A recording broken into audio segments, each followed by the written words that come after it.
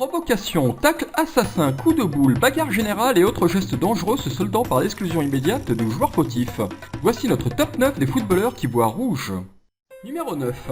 La Croatie affronte le Cameroun lors de la Coupe du Monde au Brésil, lorsqu'à la 40e minute, Alex Song va de manière assez inexplicable poignarder Mario Mandzukic d'un violent coup de coude dans le dos, alors que celui-ci n'a même pas le ballon. Ce terrible geste entraînera son expulsion immédiate et déstabilisera complètement son équipe qui perdra la rencontre 4-0. Bien qu'il ait aussi perçu la prime de 60 millions CFA promise à chaque joueur, la toile s'est vite emparée de l'image pour ridiculiser le milieu de terrain barcelonais de l'époque. En numéro 8. Au cours du match amical opposant l'Équateur à l'Angleterre, Raheem Sterling de Liverpool et Antonio Valencia de Manchester ont fait honneur à la rivalité qui anime leurs clubs respectifs.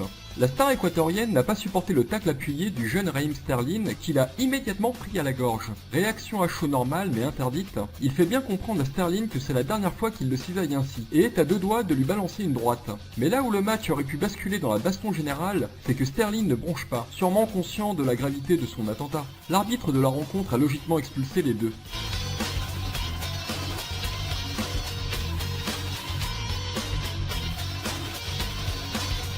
Numéro 7. Voilà ce qui se passe quand on mélange du jaune et du rouge. Ronaldinho en a fait les frais. Lors d'un match amical entre le Milan AC et l'Inter de Milan, le Brésilien du Milan, Ronaldinho, a reçu un carton rouge pour une simple contestation. Un peu sévère, me direz-vous? Oui, car l'arbitre de la rencontre, M. Gonzalez, s'est en effet trompé, ce qu'il a vu de suite. Il s'est alors empressé de rectifier son geste et de mettre un carton jaune à Ronaldinho. Le génie brésilien et M. Gonzalez ont préféré en rire et le jeu a pu reprendre par la suite.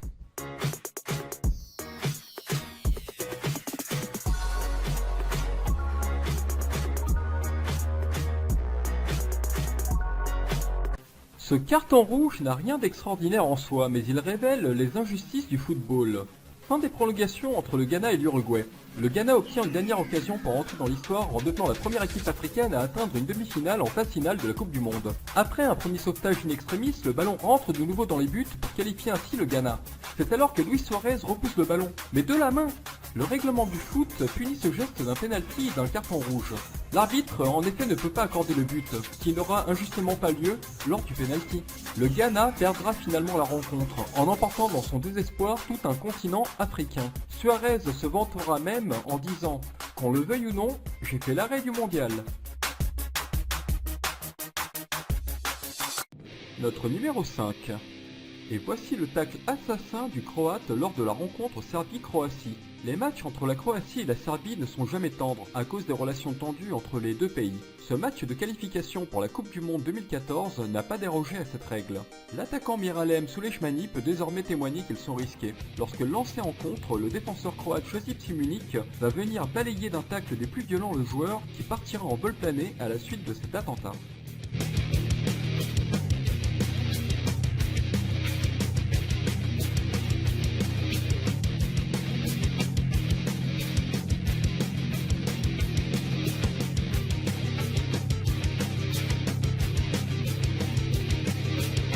Notre numéro 4 nous vient du championnat du Koweït. Alors qu'il vient de siffler un penalty en faveur d'Al Arabi, l'arbitre se retrouve encerclé par les joueurs adverses, mécontents de sa décision. Les images qui vont suivre sont tout simplement surréalistes. L'arbitre va en effet complètement perdre son sang-froid en distribuant coups de poing et coups de pied à des joueurs qu'il expulsera à tour de rôle.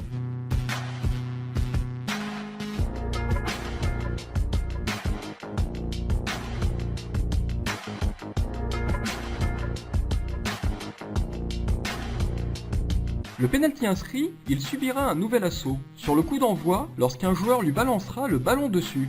Résultat des courses, 4 cartons rouges en l'espace de 5 minutes. L'association des arbitres français pense sérieusement à recruter ce collègue pour régler les problèmes de discipline en Ligue 1. Et voici notre numéro 3, le coup de sang de Mexès.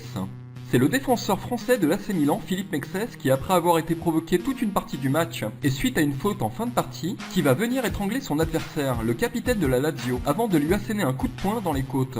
Image complètement hallucinante sur un terrain de football. Plusieurs coéquipiers sont venus pour calmer la conduite de bad boy de cet ancien international français. Aussi étonnant, malgré la nature violente de cette altercation, Mexès n'écopera que de 4 matchs de suspension.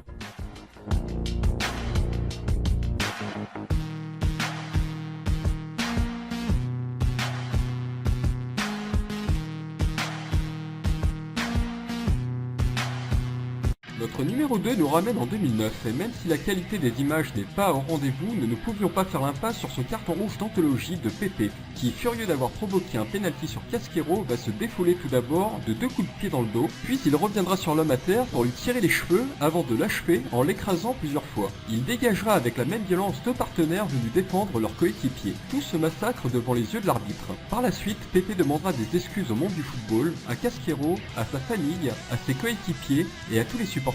Ce comportement indigne d'un grand joueur lui valera 10 matchs de suspension. En numéro 1.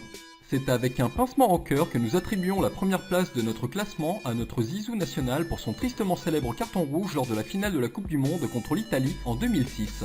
110 minutes de jeu et un partout lorsque l'arbitre arrête le match. Faute d'image au moment du direct, on ne comprend pas très bien ce qui se passe. C'est après une rapide consultation auprès de son arbitre de touche que l'arbitre de la rencontre se dirige vers Zidane pour lui sortir un carton rouge, provoquant la stupeur de millions de Français devant leur poste ce soir-là. Mais au vu du replay, malheureusement, on voit clairement que le meneur du jeu français assène un violent coup de tête sur la poitrine du défenseur de l'Inter de Milan. Pas aujourd'hui, pas maintenant, pas après tout ce que tu as fait. Ce seront les mots désespérés du commentateur français ce soir-là en direct. Le carton rouge est incontestable, même si Materazzi a apparemment proféré de graves insultes à l'encontre de Zidane, il n'aurait pas dû répondre. Ce sera une sortie fatidique pour la France qui dominait pourtant cette rencontre, qu'elle perdra d'une cruelle manière et la privera d'une 2e étoile à son maillot. Et vous? Que vous inspire de tels comportements venant de la part de célébrités censées donner l'exemple? Votre avis nous intéresse. Si vous avez aimé cette vidéo, n'hésitez pas à cliquer sur le pouce. Nous vous souhaitons une bonne semaine et vous donnons rendez-vous dans 7 jours pour une nouvelle vidéo.